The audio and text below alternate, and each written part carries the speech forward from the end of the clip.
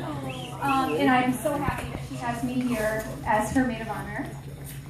These speeches are or these toasts are so weird because you put a lot of thought into them and you're like, what the hell do I say? There's kind of a lot of pressure. And I was thinking about this toast for at least a month.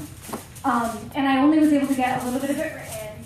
And then last Wednesday night, I had this really vivid dream of writing the entire speech and then showing up to the wedding really late, which if you know me, that totally makes sense. And then standing up in front of all of you in a completely see-through dress.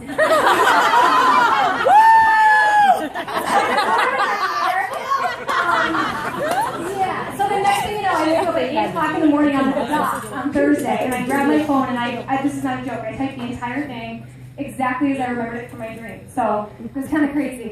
But luckily I was on time, and as far as I can tell, my dress is see-through, so I think I'm off to like an okay start.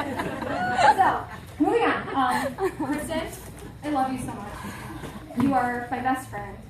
You have grown into this passionate, driven, amazing, happy, smart person. And whenever I talk about you or what you do to other people, it's with such pride to the point where sometimes I surprise myself a little bit. That sounds bad, but like, no, it's true. You get comfortable with your family, and then and I find myself talking about her like she's like a celebrity or something. So you're just amazing. However,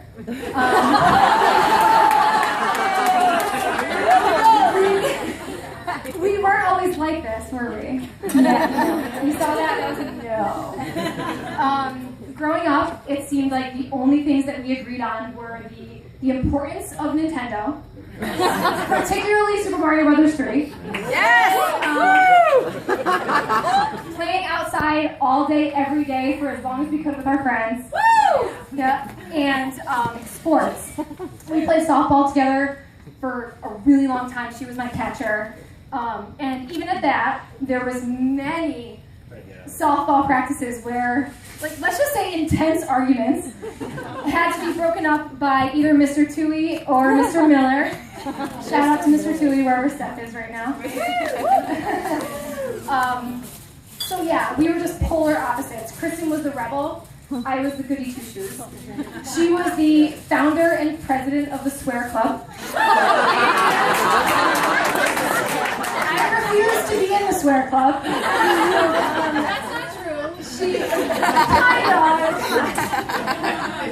She was always leading our little pack of friends to Bob's Discount Furniture to pretend we were like browsing for furniture for our parents, just to steal candy out of the free candy area.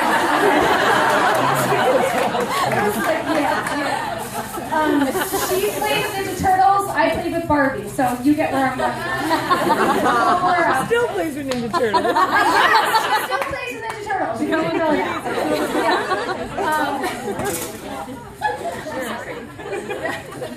there was many times where, well, at the time, if you can believe this, she was bigger than me. So there was many times where we're kicking each other and punching each other while falling down the stairs, and I'm screaming that I'm going to tell mom and dad on her. And it was rare that I actually did. I mean, that's your sister, that's your sibling, you hate them, but you love them all at the same time. You don't really want to get them in trouble. So that being said, payback's a bitch. I just have to tell you all, Colleen, you all deserve to know, this is not my first rodeo as maid of honor. Kristen! Kristen has been married before.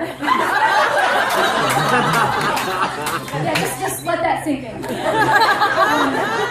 She's actually been married twice before. So, yeah, marriage number 1. Between, I don't know, she was probably 10 or 11. Darcy, I have to cite my source here, Darcy. She was between 10 and 11. Mike DiPiano, one of our friends, one of the neighborhood kids, was her first love, and Kristen didn't want to wait for anybody's approval to get married, or to be of age to get married. So we planned her wedding, which, mind you, really just consisted of hiring Darcy as our priest, shout out to Darcy, and gathering our little group of friends into the side yard of my parents' house. And next thing you know, she's married. I don't know what was said, don't ask. I don't know. It wasn't long, maybe a couple weeks before the divorce. I swear to God, this is not a joke. I will remember this until the day I die. We're coming back into the neighborhood after a trip, most likely to Vermont or New York, one of the two. And all the kids are playing outside, per usual. And Kristen leans out of the window of my mom's Aerostar van and screams at Mike, "You're cut!"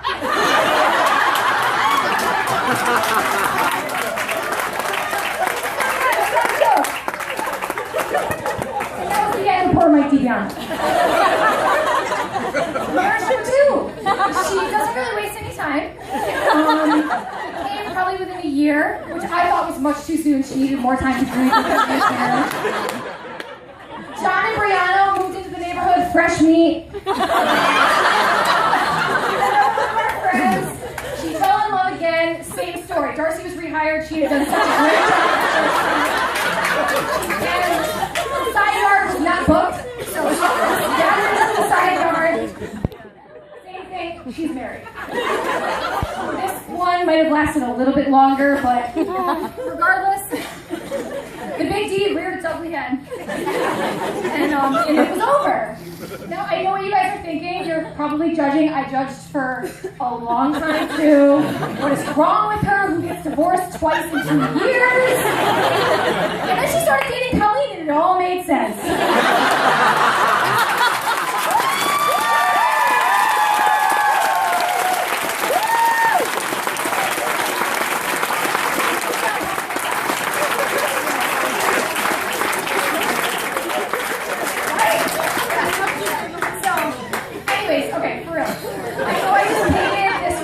Crazy, violent picture of our childhood, and it was at times.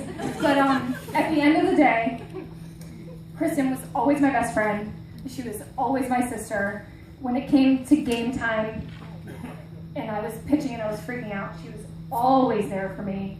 So I love you, regardless of all the craziness you put me through. I love you. Woo!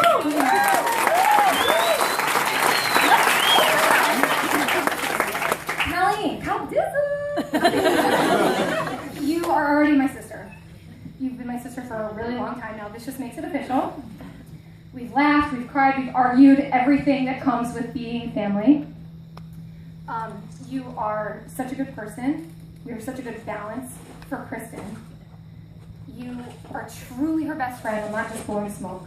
You support her feelings no matter what, even when you sometimes disagree, and that's something that you've taught me about relationships, is it's about having that respect for the other person, that no matter what, even if you don't understand the way they're feeling, you just need to, regardless, be that one person who supports them at all times. So thank you for that, and I'm so happy that she found you. Honestly, my sister has literally, this is again not a joke, never been happier, and that's for a lot of reasons, but the number one reason is you. So thank you for that.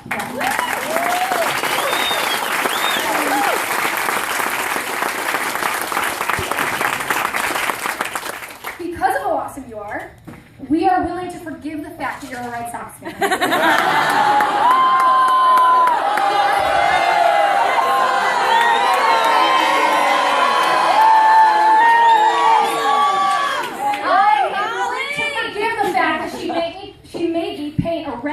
Onto that cornhole out there. And you pretty much have this love 365 days a year. However, when the Red Sox are playing the Yankees, or in the postseason, or especially in the World Series, this is all out the door. No, but on a totally serious note, I have to tell you guys how proud I am of you for staying true to who you are. We unfortunately live in a world where there's still so much hate and ignorance and discrimination. And you two prove that love is something discrimination really can't touch.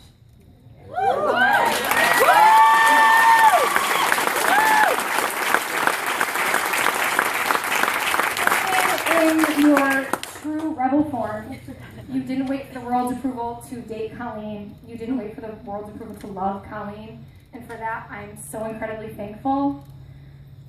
It's so exciting that today, in the state of Connecticut, in 2014, on this day, my sisters aren't being told no, they're being celebrated. And I will forever be thankful for that. So if everybody wants to raise their glass, I love you both so much. We wish you nothing but the best. Enjoy this day. It's going to fly by, so try to sit in this moment. Congratulations. Cheers.